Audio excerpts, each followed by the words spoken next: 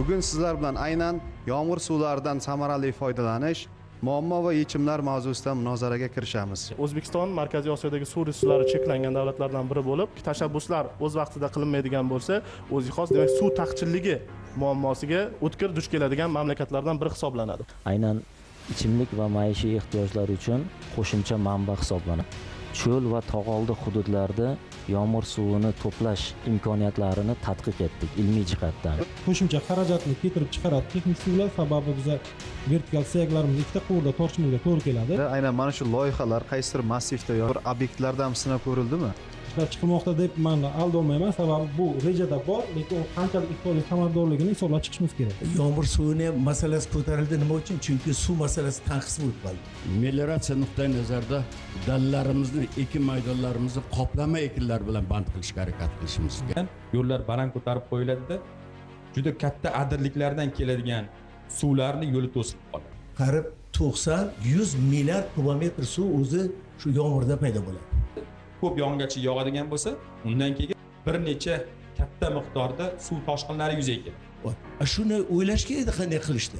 Bugun ekologiya partiyasi juda dolzarb masalani ko'tardi.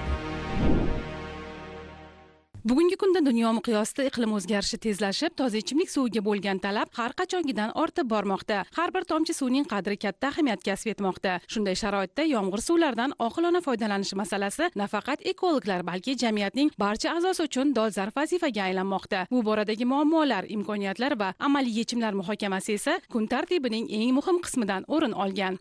O'zbekiston Ekologik partiyasi Markaziy kengashida yomg'ir suvlaridan foydalanish, muammo va yechimlar mavzusida olam munozara klubining navbatdagi soni o'tkazildi. Unda Oliy Majlis Qonunchilik palatasi deputatlari, soha mutaxassislari, olimlar, tadqiqotchilar hamda mas'ul tashkilotlar vakillari ishtirok etdi. Munozarada bugungi kunda global miqyosda kuchayib borayotgan suv tanqisligi, iqlim o'zgarishi va qurg'oqchilik sharoitida yomg'ir suvini yig'ish tizimlarini joriy etish masalalari atroflicha muhokama qilindi. O'zbekiston sharoitida uy va bino inshootlari tomlarida to'planib tushadigan yomg'ir suvini maxsus betonlangan va boshqa moslashtirilgan suv saqlagichlarda yig'ish o'rtacha hisob-kitoblarga ko'ra 1 yilda 1 kvadrat metr tom sathidan o'rtacha hisobda 186 litrga teng yomg'ir suv resurslarini yig'ib olish imkonini berar ekan. Bundan tashqari mamlakatimizda tog' adirlardan oqib keladigan suvlarni ham demak sun'iy hovuz va inshootlarda to'plash amaliyotlari mavjud.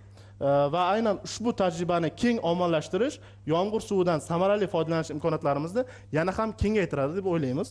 Gidrometeorologiya ilmiy tadqiqot instituti joriy yilda aynan yomg'ir suvini to'plash va undan samarali foydalanish bo'yicha loyihani amalga oshirildi. 1 yil davomida cho'l va tog'oldi hududlarda yomg'ir suvini to'plash imkoniyatlarini tadqiq etdik ilmiy jihatdan. Aynan Qoraqalpog'iston va Qashqadaryodagi ikkita pilotniy uchastkamizda tadqiqotlar amalga oshirildi. Meteorologik stansiyalar tanlab olindi. Meteorologik stansiyalarda tomlariga yomg'ir yig'ish sistemasi o'rnatilib, yomg'irdan muayyan darajada samarali foydalanishni demonstratsion uchastkasini tashkil etish ishlari amalga oshirilmoqda. Shu bilan birga demonstratsion uchastkamizda aholiga yomg'ir suvini yig'ishni imkoniyatlari va ahamiyati to'g'risida ham seminar treninglar bizni jamoamiz tomonidan amalga oshirildi. Qayd etilganidek, mamlakatimizda yog'ingarchilikning yillik o'rtacha miqdori respublika bo'yicha aniq bir ko'rinishda emas, chunki o'lka geografik jihatdan cho'llar, tekislik va tog'lardan iborat. Shu sabab ham yog'ingarchilik hududlar kesimida keskin farq qiladi. Ammo umumiy jahon iqlim ma'lumotlariga ko'ra mamlakatimizda yillik yog'ingarchilik o'rtacha 100-200 mm orasida hisoblanadi. Mutaxassislar fikricha bu juda kam va mamlakatning katta qismi quruq iqlimga ega. Agar hududlar kesimida tahlil qilsak, Qoraqalpog'iston Respublikasi, Navoiy, Buxoro, Xorazm viloyatlari tekislik va cho'l hududlar hisoblanadi. Yalpi yillik yog'in 100 mm dan kam. Farg'ona vodiysi, Toshkent viloyati, Samarqand, tog'oldi maskanlardir. Yog'ingarchilik 200-400 mm gacha bo'lishi mumkin. Tog'li hududlarda esa ba'zi joylarda 400-800 mm yoki undan ham yuqori. Bu yerda ko'proq yomg'ir va qor yog'adi. Joriy yilda suv resurslari daryolardagi me'yor ko'rsatkichlarni oladigan bo'lsak, bu ko'rsatkichlar 93% dan 65% gacha kamaydi. Ya'ni aynan bu yil Sirdaryo havzasida suv resurslari shu qisqarib bordi. Bu ko'rsatkich bilan kamayib borish bilan birgalikda respublikamizda aholi sonining o'sishi, ya'ni respublika va respublikalararo yirik suv omborlarda va ichki suv omborlarimizda suv miqdori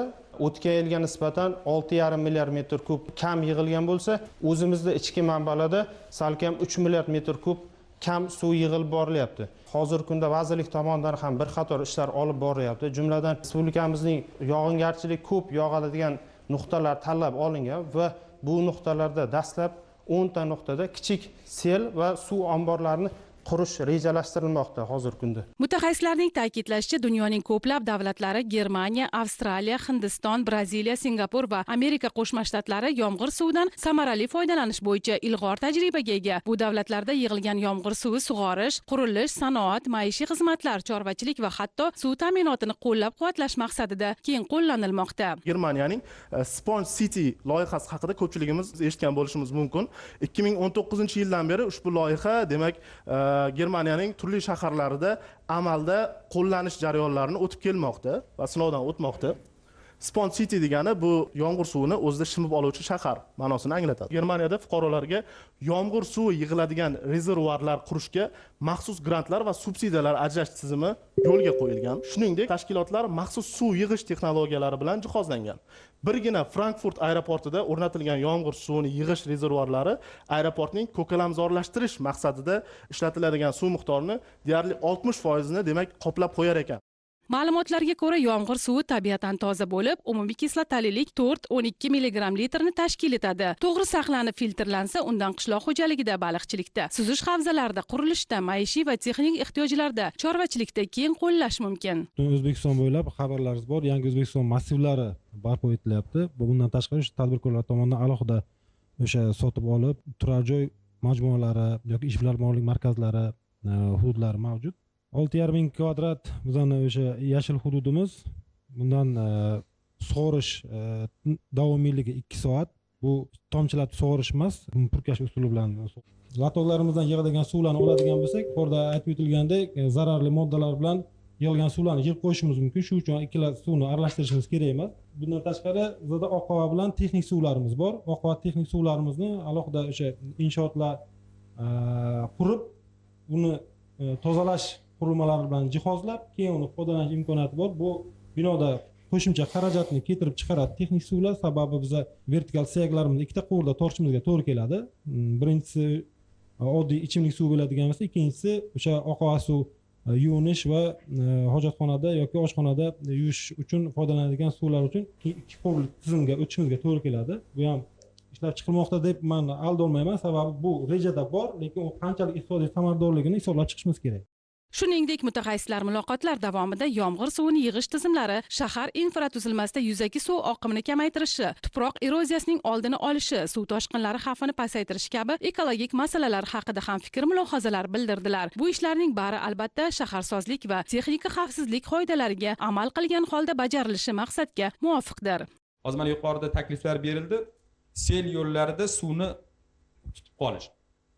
Bu yaxshi taklif. Xorijiy tajriba o'rganilgan, xorijiy tajribalarda bunday tajribalar bor.